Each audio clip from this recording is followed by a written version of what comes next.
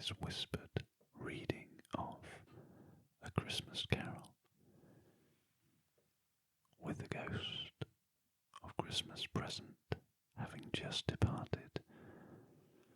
We last left Scrooge as he was being approached by a hooded phantom. We pick up with him again right now in Stave Four, the last of the three spirits. The phantom slowly, gravely, silently approached. When it came near him, Scrooge bent down upon his knee, for in the very air through which this spirit moved, it seemed to scatter gloom and mystery. It was shrouded in a deep black garment, which concealed its head, its face, its form, and left nothing of it visible, save one outstretched hand. But for this, it would have been difficult to detach its figure from the night, and separate it from the darkness by which it was surrounded. He felt that it was tall and stately when it came beside him, and that its mysterious presence filled him with a solemn dread. He knew no more, for the spirit neither spoke nor moved. "I am in the presence of the ghost of Christmas yet to come," said Scrooge. The spirit answered not, but pointed onward with its hand. "You are about to show me shadows of the things that have not happened, but will happen in the time before us," Scrooge pursued. "Is that so, spirit?"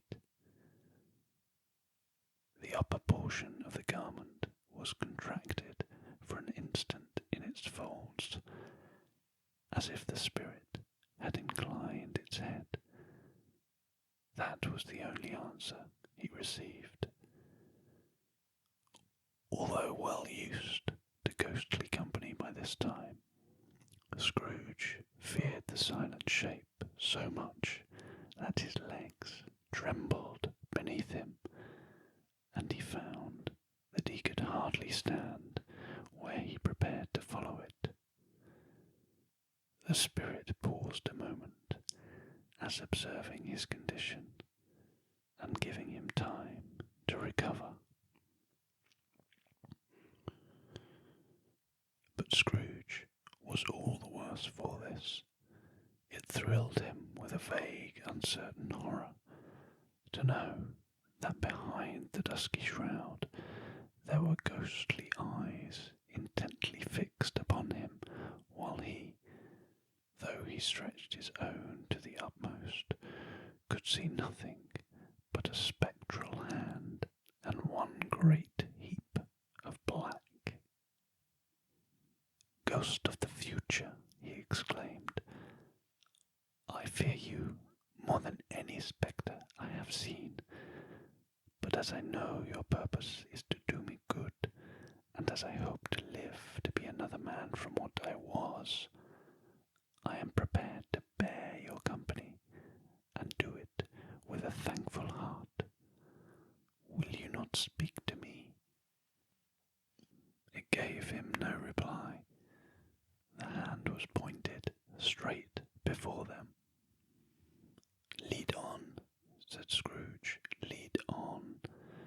The night is waning fast, and it is precious time to me, I know. Lead on. Lead on, spirit." The phantom moved away as it had come towards him. Scrooge followed in the shadow of its dress, which bore him up, he thought, and carried him along.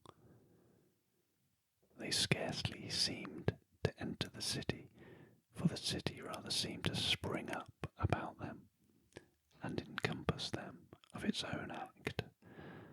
But there they were, in the heart of it, on change, amongst the merchants who hurried up and down and chinked the money in their pockets and conversed in groups and looked at their watches and trifled thoughtfully with their great gold seals and so forth, as Scrooge had seen them often. The spirit stopped beside one little knot of businessmen. Observing that the hand was pointed to them, Scrooge advanced to listen to their talk. "No," said a great fat man with a monstrous chin. "I don't know much about it either way. I only know he's dead." "When did he die?" inquired another. "Last night, I believe." "Why, what was the matter with him?" asked a third, taking a vast quantity of snuff out of a very large snuff box. "I thought he'd never die." "God knows," said the first with a yawn. "What has he done with all his money?" asked a red-faced gentleman with a pendulous excrescence on the end of his nose that shook like the gills of a turkey cock. "I haven't heard," said the man with the large chin, yawning again. "Left it to his company, perhaps. He hasn't left it to me, that's all I know." This pleasantry was received with a general laugh. "It's likely to be a very cheap funeral," said the same speaker, "for upon my life I don't know of anybody to go to it. Suppose we make up a party and volunteer?" "I don't mind going if lunch is provided," observed the gentleman with the excrescence on his nose. "But I must be fed if I make one." Another laugh.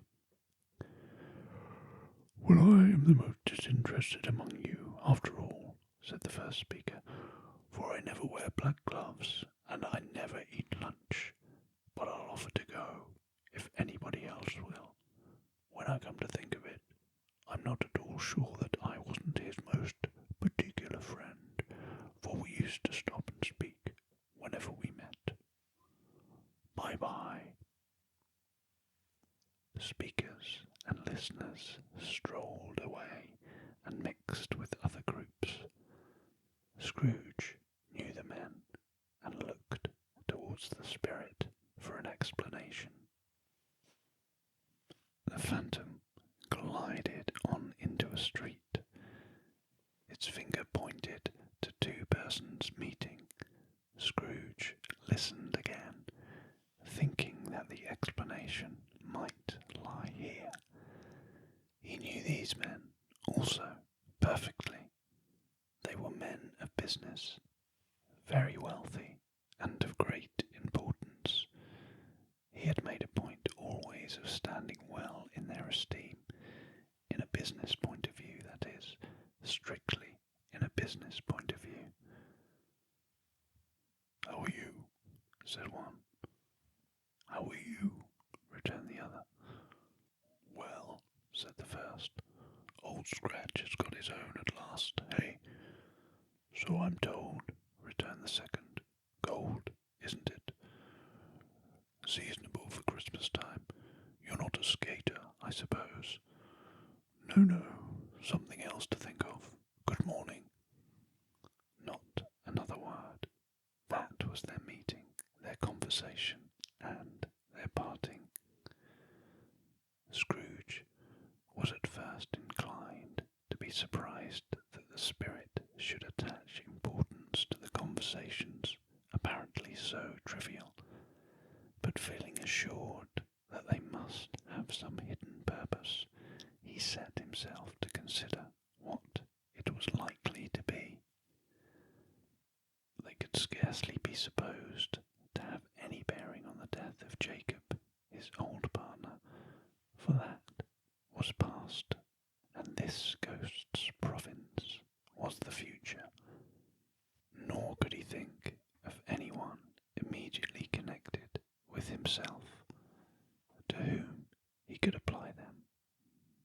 But nothing doubting that, to whomsoever they applied, they had some latent moral for his own improvement. He resolved to treasure up every word he heard, and everything he saw, and especially to observe the shadow of himself when it appeared. For he had an expectation that the conduct of his future self would give him the clue he missed, and would render the solution of these riddles easy. He looked about in that very place for his own image, but another man stood in his accustomed corner, and though the clock pointed to his usual time of day for being there, he saw no likeness of himself among the multitudes that poured in through the porch. It gave him little surprise, however, for he had been revolving in his mind a change of life, and thought and hoped he saw his newborn resolutions carried out in this. Quiet and dark, beside him stood the phantom, with its outstretched hand. When he roused himself from his thoughtful quest, he fancied from the turn of the hand, and its situation in reference to himself, that the unseen eyes were looking at him keenly. It made him shudder and feel very cold. They left the busy scene and went into an obscure part of town, where Scrooge had never penetrated before, although he recognised its situation and its bad repute. The ways were foul and narrow, the shops and houses wretched, the people half naked, drunken, slipshod, ugly.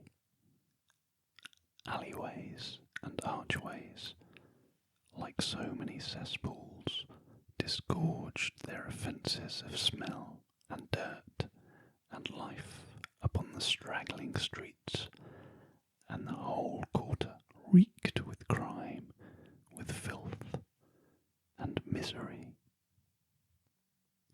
Far in this den of infamous resort, there was a low-browed, beetling shop, below a penthouse roof, where iron, old rags, bottles, bones, and greasy offal were bought.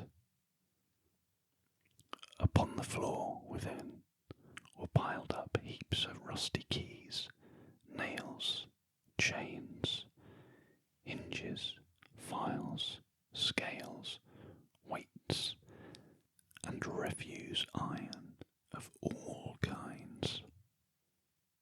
Secrets that few would like to scrutinize were bred and hidden in mountains of unseemly rags, masses of corrupted fat, and sepulchres of bones. Sitting in among the wares he dealt in, by a charcoal stove made of old bricks, was a grey-haired rascal, nearly 70 years of age, who had screened himself from the cold air without by a frowsy curtaining of miscellaneous tatters hung upon a line, and smoked his pipe in all the luxury of calm retirement. Scrooge and the phantom came into the presence of this old man, just as a woman with a heavy bundle slunk into the shop. But she had scarcely entered when another woman, similarly laden, came in too, and she was closely followed by a man in faded black, who was no less startled by the sight of them than they had been upon the recognition of each other. After a short period of blank astonishment, in which the old man with the pipe had joined them, they all three burst into a laugh. "Let the charwoman alone to be first," cried she who had entered first. "Let the laundress alone to be second, and let the undertaker's man alone to be the third. Look here, old Joe, here's a chance, if we haven't all three met here without meaning it." "You couldn't have met at a better place," said old Joe, removing his pipe from his mouth. "Come into the parlour. You were made free of it long ago, you know, and the other two ain't strangers. Stop till I shut the door of the shop. How it squeaks. There ain't such a rusty bit of metal in the place as its own hinges, I believe, and I'm sure there's no such old bones here as mine. We're all suitable to our calling. We're well matched. Come into the parlour. Come into the parlour." The parlour was the space behind the screen of rags. The old man raked the fire together with an old stair rod, and having trimmed his smoky lamp, for it was night, with the stem of his pipe, put it in his mouth again. While he did this, the woman, who had already spoken, threw her bundle on the floor and sat down in a flaunting manner on a stool, crossing her elbows on her knees and looking with a bold defiance at the other two. "What odds, then? What odds, Mrs. Dilber?" said the woman. "Every person has a right to take care of themselves. He always did." "That's true, indeed," said the laundress.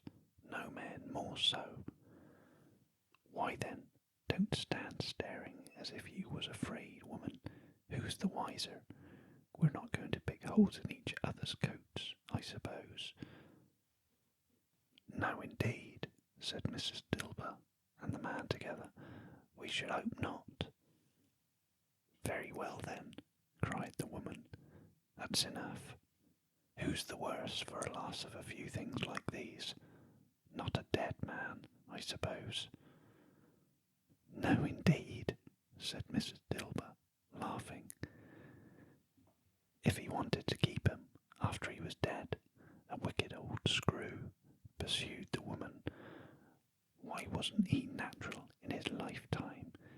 If he had been, he'd have had somebody to look after him when he was struck with death, instead of lying, gasping out his last there, alone by himself." "It's the truest word that ever was spoke," said Mrs. Dilber. "It's a judgment on him." "I wish it was a little heavier judgment," replied the woman, "and it should have been. You may depend upon it, if I could have laid my hands on anything else. Open that bundle, old Joe, and let me know the value of it. Speak out plain. I'm not afraid to be the first, nor afraid for them to see it. We know pretty well that we were helping ourselves before we met here. I believe it's no sin. Open that bundle, Joe." But the gallantry of her friends would not allow this, and the man in the faded black, mounting the breech first, produced his plunder. It was not extensive. A seal or two, a pencil case, a pair of sleeve buttons, a brooch of no great value, were all. They were severely examined and appraised by old Joe, who chalked the sums he was disposed to give for each upon the wall and added them up into a total when he found there was nothing more to come. "That's your account," said Joe, "and I wouldn't give another sixpence if I was to be boiled for not doing it. Who's next?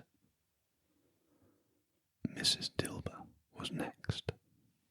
Sheets and towels, a little wearing apparel, 2 old-fashioned silver teaspoons, a pair of sugar tongs, and a few boots. Her account was stated on the wall in the same manner. I always give too much to the ladies. It's a weakness of mine. And that's the way I ruin myself, said old Joe. That's your account.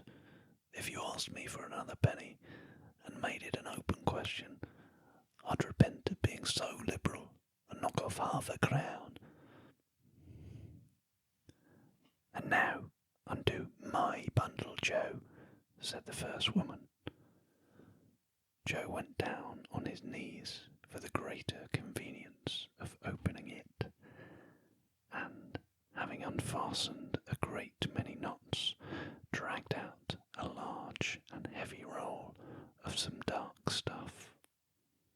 What do you call this? Said Joe. Bed curtains. Ah, returned the woman, laughing and leaning forward on her crossed arms.